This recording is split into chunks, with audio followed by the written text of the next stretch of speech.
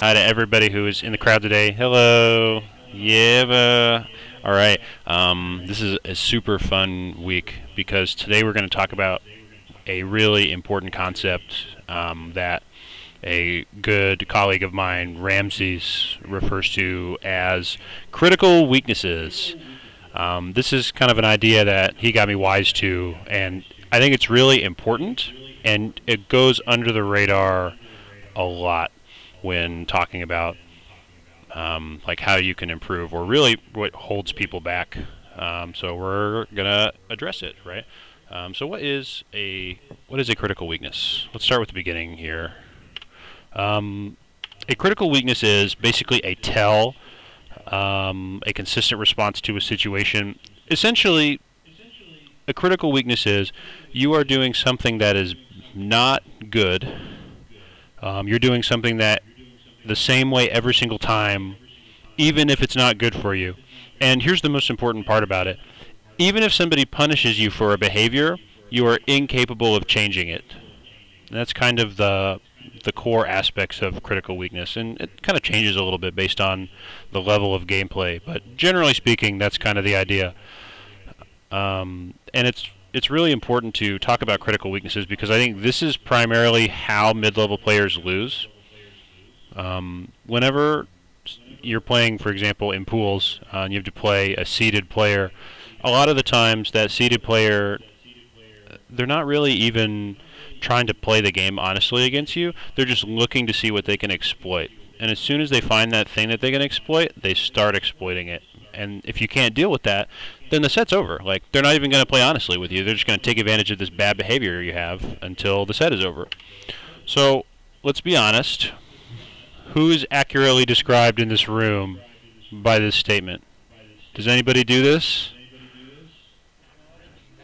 Oh, okay, okay. So everybody in the room swears upon their dead grandma that this couldn't possibly be them, right? No one wants to be honest. No one wants to be honest. None of you do this. Nobody does it. Okay, okay.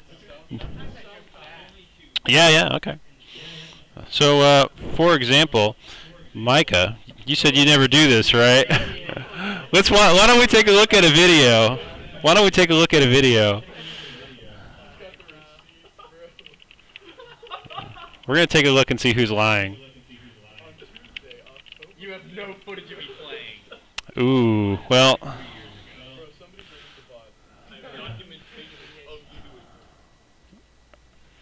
Alright, so, some of, ooh, this one's in here. Let's take a look at this one. Let's look at Percival first. Alright, so we're looking for, when he gets hit, does he double jump in out of hit stun? Let's see if he does it or not. Because he swears up and down that he doesn't do this. He's like, this couldn't be me. I don't do this. That's not me. You're not talking about me. This couldn't be a critical weakness that I have, right?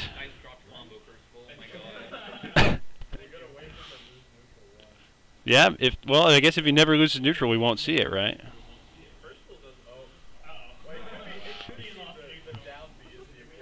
Let's see what happens. Oh! Oh, hold on. If you get hit off stage, do you double jump in out of hit stun? And, you know, Grayson was like, that's not me. I win tournaments. I'm pretty good at this game. Uh-oh. Yeah. Okay. Well, that's fine. Let's pick somebody else. I've got more VODs.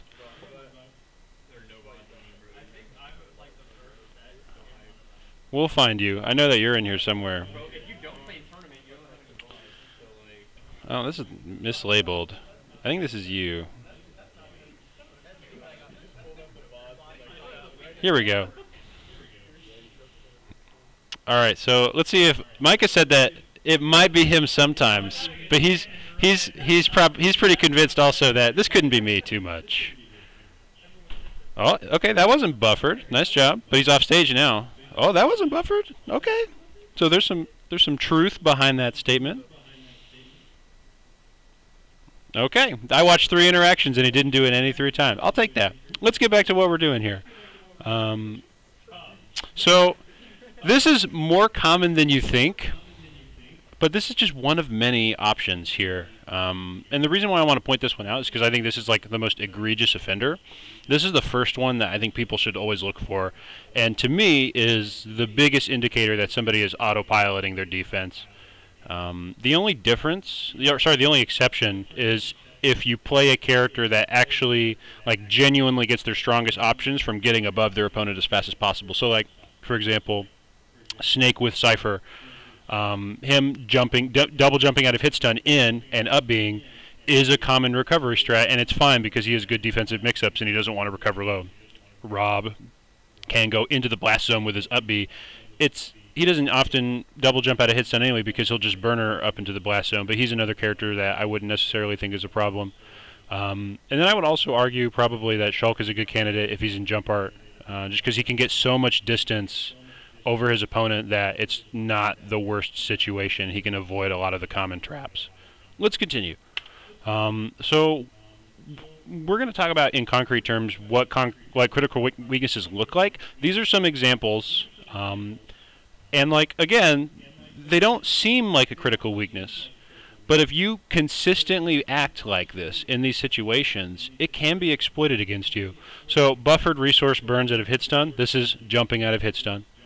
After someone blocks your aerial, has anybody ever seen somebody, like, nair your shield and then they panic spot dodge? Anybody? Okay, that's this kind of situation, right? That's a thing, right? What about this one? Panic spot dodge after a whiffed move. Ooh, yeah, that's a big one right there. That happens all the time. Here we go. Always doing up B out of shield when someone lands on your shield. Who's played against J.K. Sonic? Who's played against J.K. Sonic in Oklahoma? How much does he like to up B out of shield? A million times. Well, and when he was still learning the game and he was a newer player, he would do it every time, and it really took him a long time to unlearn that habit, just because it's hard.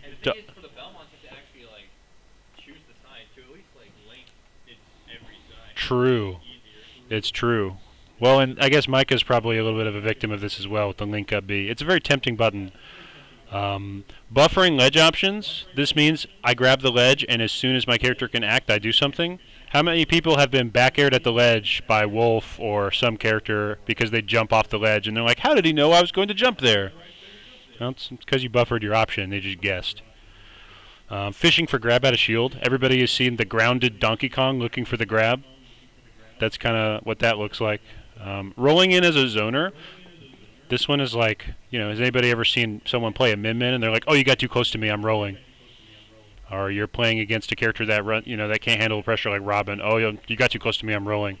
And we could probably go find a video of a zoner doing that, but I think that you understand what I'm saying there.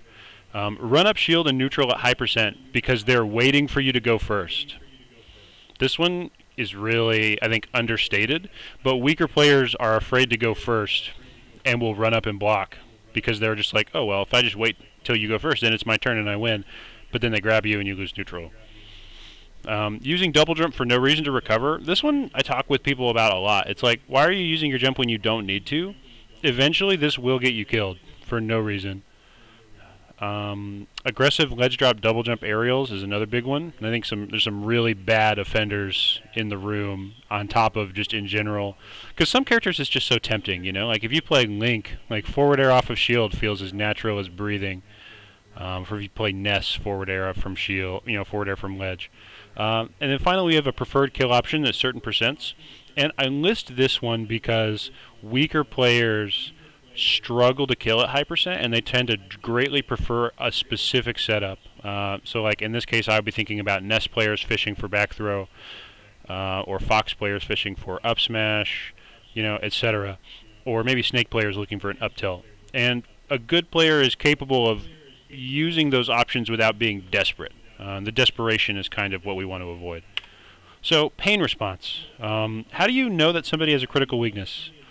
So I'm going to explain to you this method that I have, and it is very effective because it kind of highlights the core, reason why critical weaknesses are bad. So this first step that we have to do is we have to identify one of these behaviors, right? This person interacts consistently whenever this thing happens. You have to see that it happens, and then you have to exploit it. In other words, you have to make the desired behavior feel bad. So if you see a Joker player that likes to do back air out of shield a lot, you've got to make him do back air out of shield, and then make it feel bad. And then the third step is observe, right? Do they stop back airing out of shield even after you introduce pain? And then so you repeat the situation. It's almost like a little experiment in conditioning, right? And so you do it again. You bait out the back air. If the back air comes out, and then you punish it again, and then you observe one more time. Are they responding to pain? Are they responding to the punish, or that their button is not successful? And this is where most players lose in pools, because you are getting punished for something that you don't even realize it's a problem, and you're incapable of adapting because you don't even understand that your opponent has learned something about you and they're taking advantage of it. And so I think this is a really important idea to be cognizant of, because if you're playing against somebody and you're like, man, that snake dash attacked me like 6 times in a row, it's not because snake dash attack is broken. It's because they're taking advantage of a critical weakness of yours. And I think that distinction is very important, because why would somebody do something complicated and hard when they could just dash attack you 6 times? It doesn't make any sense. Getting your money's worth. So everything that we've been talking about so far is mostly related to mid-level players, or maybe newer players, or even just a solid player who just hasn't spent a lot of time thinking about this particular idea. Once you start playing better players, critical weaknesses still exist, but they are good enough that they can adapt once pain is introduced. And so we have to adjust the process. Now you have to observe that there is a critical weakness and allow them to get away with it, and then choose what time you're going to punish it, because as soon as you punish it, they're going to go, okay, they know how to deal with this button, right? So if you've played against someone before, and for example, Micah, if someone is really good at baiting out up B out of shield, and you do bab ones a couple of times, you do less of them, right? So when you get punished for it, it makes you adapt away from the option. And that's kind of what this is talking about. Someone might only have 1 or 2 opportunities to get a punish. And so if they're going to get a punish, it better be 60 damage or a stock and not 10 damage. Because otherwise, they've cashed in on the behavior they learned about from you, and then they get nothing else out of it because you just are more careful in the future. And I think this is a really important idea as you get higher up in the competitive sphere and you play tougher opponents. You've got to pick and choose when you actually cash out your information on your opponent. And that kind of is very closely related to all this. Okay.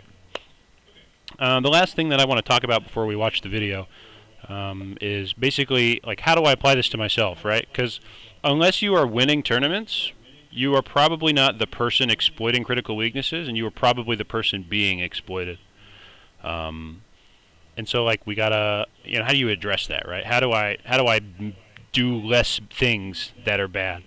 Well, there's a process for that, right? One, you have to recognize that you have a critical weakness. It's hard to do this in the moment, but it's really easy when you watch your own gameplay. Anybody ever watch themselves play and they're like, oh god, this is so cringe, I played so bad.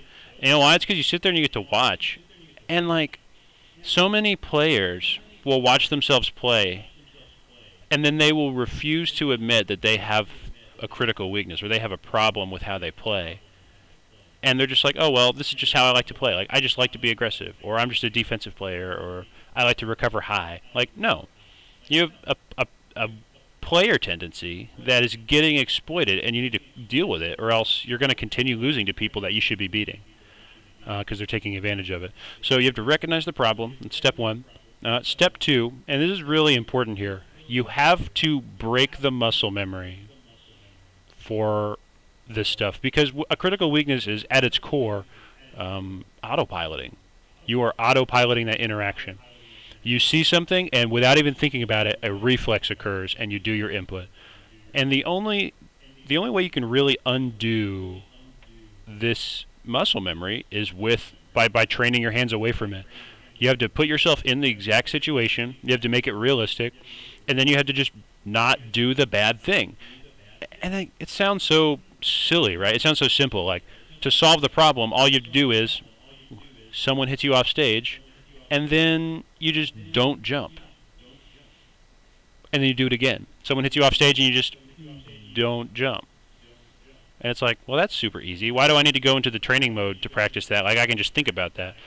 It's super important that you actually make your hands do the work, because otherwise you're not going to unlearn the muscle memory.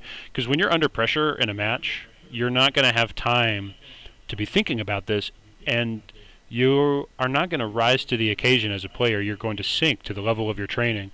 And so if you don't actually train your hands to resist the temptation to double jump in out of hit stun, you're not going to stop doing it. And that's why it's a critical weakness, is because even if it hurts to do, even if you're getting punished, you're physically incapable of doing it because your muscle memory has trained you to do that input under pressure. And that's kind of the theme of what we're talking about. Okay. So I've run out of content. We're going to look at this VOD. This VOD got posted a couple of hours ago. Port 6 was this weekend, as many of you know. Spargo is a very good player, and Iceco is a Snake player. I don't know who he is. I've never watched this VOD before, and we're just going to kind of watch, right? And probably we're going to see a lot more consistent behaviors that fall under what we're talking about from the Snake player. But we're just going to kind of try to apply, you know, what we've been talking about to this video. We're just going to kind of watch it and see what we notice.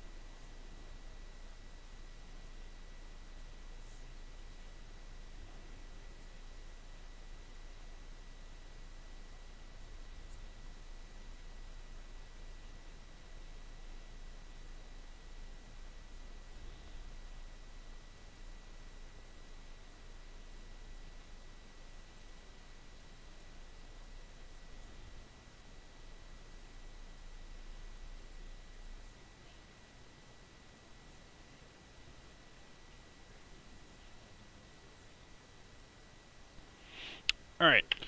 So we're going to back up a little bit. I know this is kind of slow, right? Like, I'm not talking, we're just kind of watching the VOD. I want to rewind a little bit, and we're going to point out some things that Spargo has not yet actually taken advantage of, but things that I have just noticed. And I think the big one is that this Snake player does not like to air dodge out of disadvantage. They like to press buttons. They like to try to fight their way out. And I feel like Spargo at some point will probably try to take advantage of that. So right here, for example, he nares his way out of disadvantage. It's a very committal option. He doesn't air dodge at all. Right here, he doesn't air dodge. He lands with a grenade.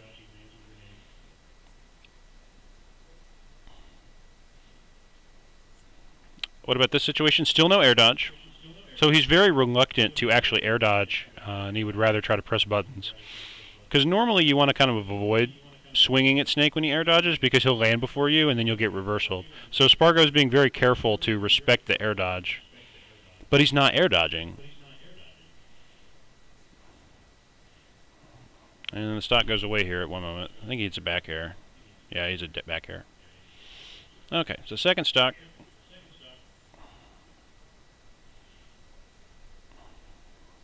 He doesn't land with... So, look at the look at the second stock here. A little back. There we go. Nope, right here. So right here, now Spargo's being more aggressive with covering the space. He's like, you're not going to air dodge. You're not going to air dodge. Look at it. He's starting to swing a lot more aggressively now in the space. Because he's like, dude, you're not air dodging out of my traps, so I'm just going to go up there and hit you. He still doesn't air dodge.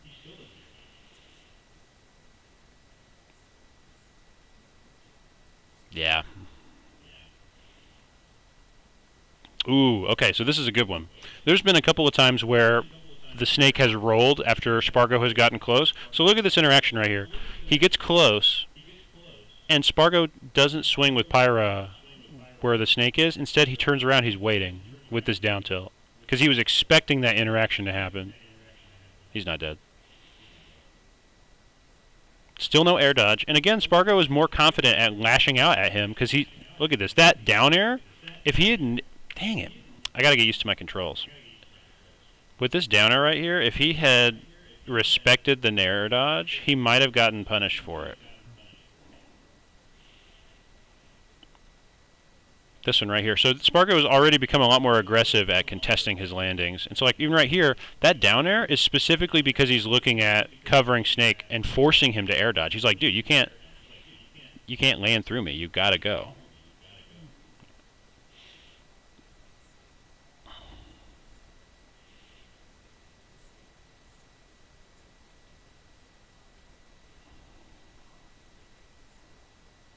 Oh, that was cool. And again, there's no air dodge. Spargo's becoming very comfortable as this game proceeds with just going up and hitting him. He's like, you're not going to air dodge. You're not afraid of me. I'm going to go up there and hit you. That was a smart interaction. That was also a smart interaction. Using neutral B to deal with the grenade.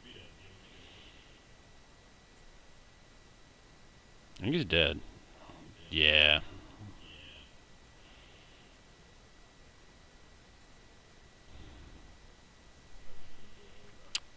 Okay, another look at landing on him, because he's just not, he's refusing to air dodge. Oh, that was smart. To combo into that? Okay. Almost done. Right, let's look at game 2 and see if the information from game 1 is evolving into more confident option coverage game 2. Nice damage. Ooh. Ouch.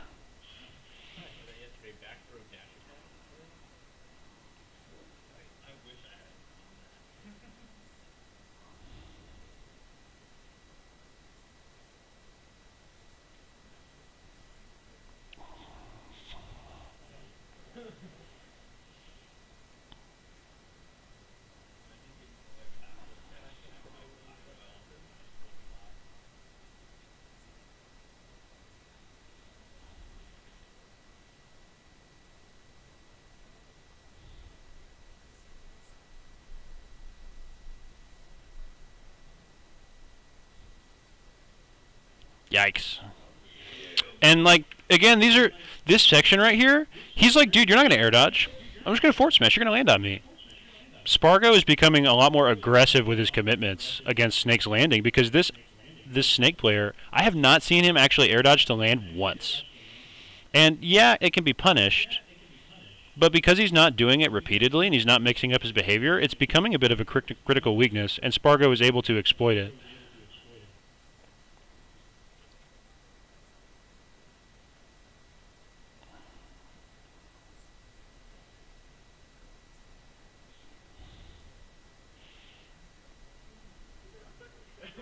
Again, another aggressive coverage. And like Spargo, he stopped mixing up his options. He's always contesting his landing now.